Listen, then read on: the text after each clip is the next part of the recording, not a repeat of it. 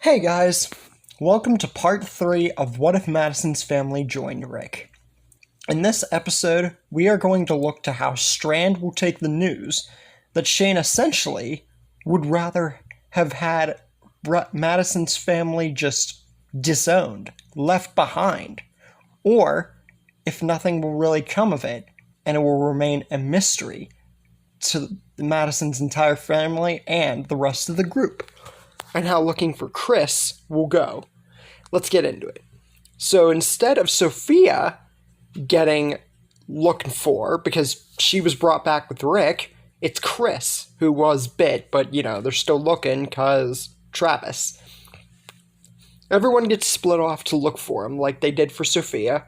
Rick, Carl, and Shane all together like they were in the original story.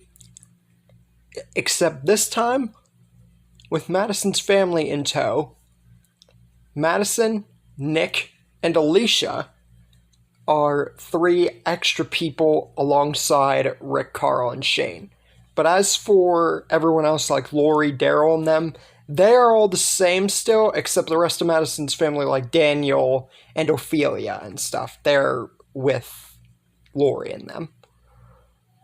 And nothing really comes of this change, besides having extra people and it being Travis the one being looked for, until Nick sees something when Carl is looking at the deer. Looks like a figure, but it's not moving towards them, and he doesn't think that it's a walker. Something's moving in the shrubs. He can't make it out, but then all of a sudden, almost at once, the deer runs off. And when the deer runs off, right in front of it, well, what was once there, Strand steps forward, holding a weapon, and pointing it at a random man with a rifle. Now this all happened so fast. This was a really big surprise for everybody. Because not only did this all happen so fast, like I said, but Strand seemingly came out of nowhere. Nick was able to pick all of this up because we know how smart Nick was. And this random man who he is holding at hostage point. But that confusion and suspicion leads to sort of anger as to why this happened. Rick and Madison being there instantly question this, and Strand says that he heard everything about the conversation that Shane had with Rick behind everyone's backs, saying about how they should have just left all of them behind and that they're better off dead, they're risking lives. And after he thought he was getting a friendship with Shane, how could he not do this? And he should also be getting thanked. He could have saved their lives. Who knows what this man would have been doing?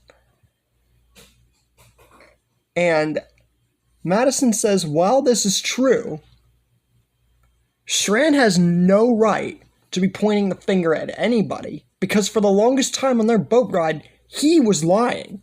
And while, yes, it's true, the groups should learn to trust each other if they want to be a part of each other's lives for the foreseeable future, that doesn't excuse the fact that Strand, out of anybody here, is the one who should be looking for trust.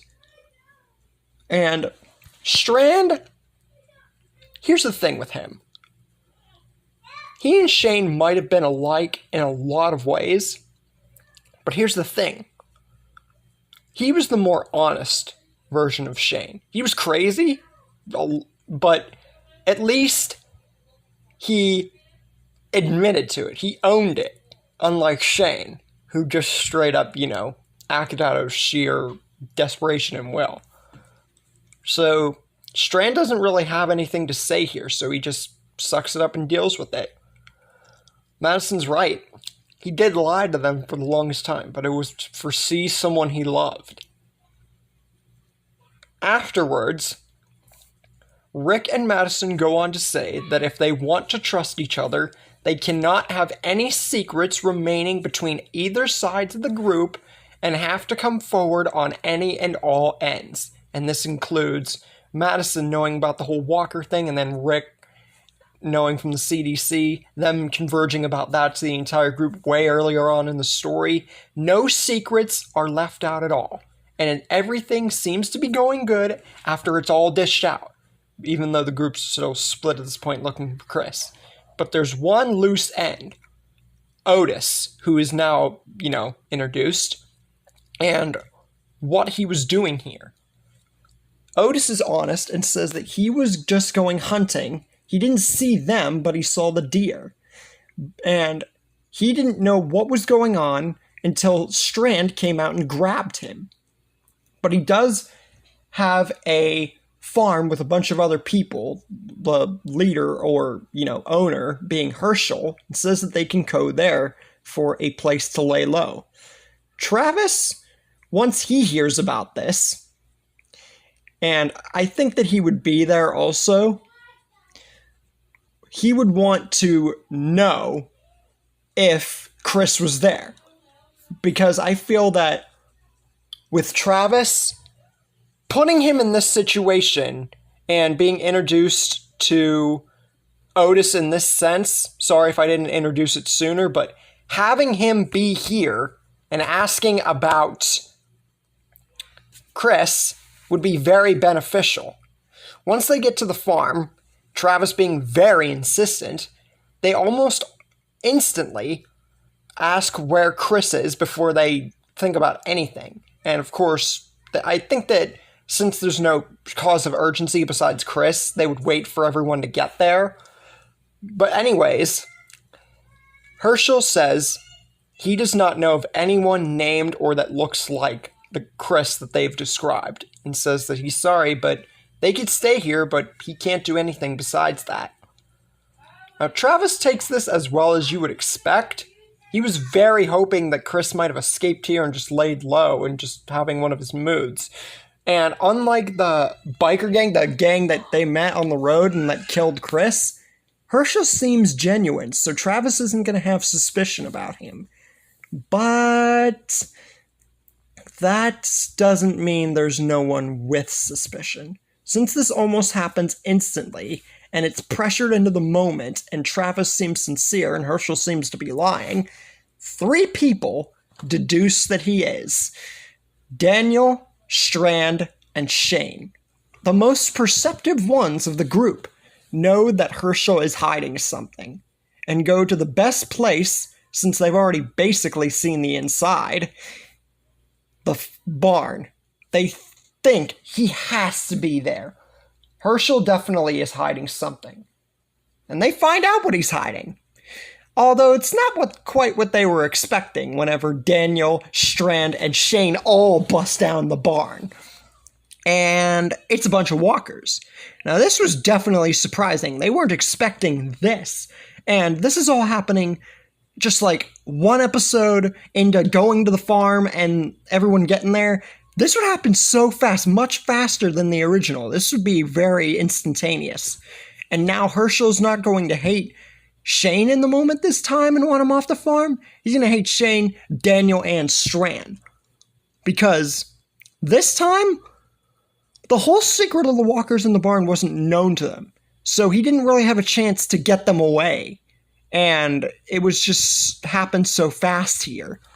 And honestly, you can't really blame them for doing this. After everything that's happened and the suspicion and everything, Shane and Strand would be the 2 main ones that would seek this out. Daniel would just be a third party. And then another steps out. Someone that Travis did not want to see. He knew he was bit, but he really did not want to see his son as a walker. Chris steps out as a walker into the sunlight, with a bite mark on his neck close to his shoulder, and white, piercing eyes. Eyes that once belonged to his son. They weren't his son no more. It was just another dead, living corpse. Travis, he was really upset at this, but he just wished that there was some way he could be alive, could have done something. Before anyone can do anything, Chris is put down by Nick, someone who cared about him a good bit himself and tried to coach him on the boat. Remember, he did save him, but he knew that Travis couldn't put him down, so he did it himself. Travis just kneels to the ground like everyone else in Maggie's family and Hershel's family, because you'd barely get introduced to the characters at this point if you never watched The Walking Dead, because this would all be happening so fast. We barely got any exposition. Soon enough we do, but slowly. The mood dies down from being tears and just sadness. And then Hershel speaks. He introduces himself and his family and says how wrong he feels for putting Chris in there, not knowing that these people knew him. There could have been a way that they could have prevented just seeing all of them. So they're old family members.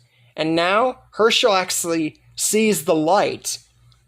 He's not going to go to the bar and everything, because with Chris around, even though they looked for Sophia way longer, it felt more real here because it was so hard pressed. And Hershel saw the light way sooner, especially with Madison around in tow. And says as much as wrong he feels about this, he really does not want Shane, Strand, or Daniel around. But he is willing to give them another chance for how wrong he is. If they stay here, they obey his rules.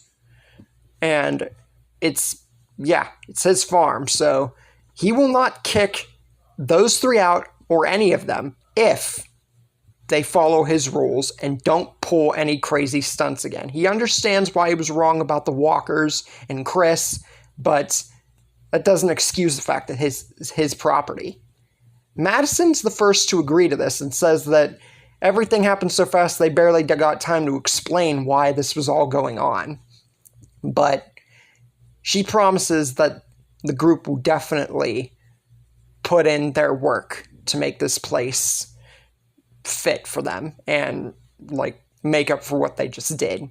Rick is the next to agree, and definitely it would be a lot of emotion here for what has just happened.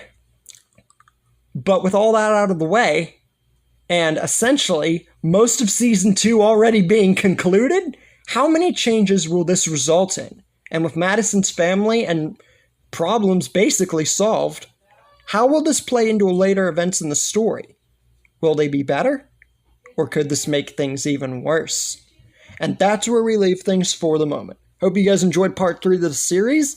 Kind of a weird one, this one, but honestly, I feel like I could have explained things a little bit better, especially with Travis. Kind of a last-minute thing when I made this, even though, I've had it out for a while, could have easily fixed it.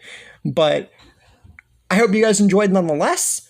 Like and subscribe if you enjoyed, and I will see you guys in the next video.